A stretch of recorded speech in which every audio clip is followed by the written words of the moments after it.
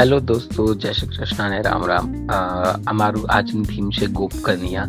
Majority મેં કૃષ્ણ ભગવાનથી બહુ inspire થયેલો માણસ છું અને મને કૃષ્ણ ભગવાન અને કૃષ્ણ ભગવાનને રિગાર્ડિંગ જે પણ પાત્ર હતા ખૂબ જ ગમતા હતા। એમાં રાધાજી અને ગોપી આપણું બહુ સારામાં સારું એક પાત્ર છે અને એમની સુંદરતાનું જેટલું વર્ણન કેટલું ઓછું છે।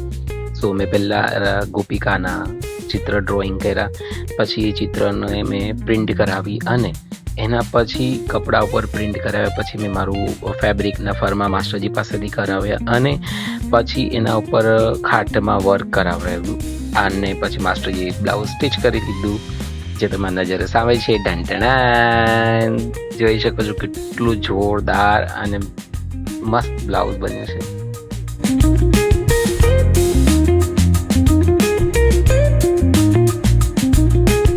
બ્લાઉઝ ખાલી બને તો પણ ચાલવાનું નથી, બ્લાઉઝ સાથે પેર લહેંગાની પણ બનાવવી પડશે। સો અમે લોકોએ ચાલુ કરી દીધું લહેંગાનું કામ। મેં એક પ્યોર ટિશ્યુ ફેબ્રિક ઉપરથી બ્લાઉઝ બનાવ્યું હતું ને સેમ એ જ ફેબ્રિક ઉપરથી લહેંગો બનાવ્યો। લહેંગાની બોર્ડરમાં કલરફુલ બ્રોકેડને જે કાળના પેચીસ લગાવ્યા, મતલબમાં બોર્ડર લગાવી મેં, અને પછી ઘાઘરાને એકદમ મસ્ત પ્લીટેડ ઝીણી ઝીણી મેં એકદમ ચપટીવાળી પ્લીટ્સ બનાવીને ઘાઘરાને રેડી કરવા આપ્યો માસ્ટરજીને। માસ્ટરજીએ જો તમે જોઈ શકો છો કેટલું પ્રોપર ફિનિશિંગથી ઘાઘરો સ્ટીચ કર્યો છે અને રિઝલ્ટ તમારી સામે છે। ઢંઢણાન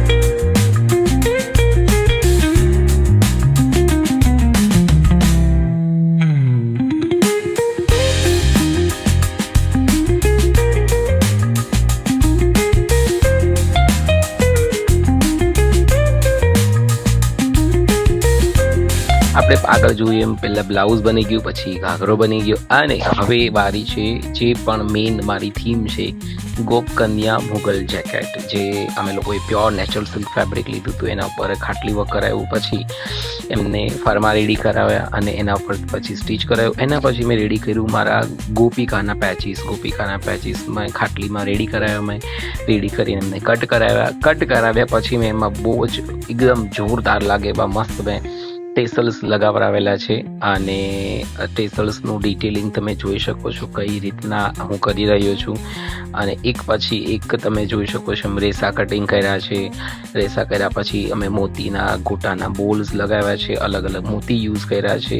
લગભગ હું તમને માની નહીં શકો, આ પ્રોસેસ બનાવતા 2 અઠવાડિયા જેટલો ટાઈમ ગયેલો છે અને એના પછી ફાઇનલ અમે લોકોએ ટર્ટલના પીસ યુઝ કર્યા છે અને એના પછી જો આજે રિઝલ્ટ બનીને તમારી સામે આવ્યું છે, શું રિઝલ્ટ છે એમ ખરેખર મને બહુ જ ગમ્યું। મારા પોતાનો વખાણ ના કરે પણ મને બહુ જ ગમે છે, તો તમને આશા રાખું છું ગમશે જ।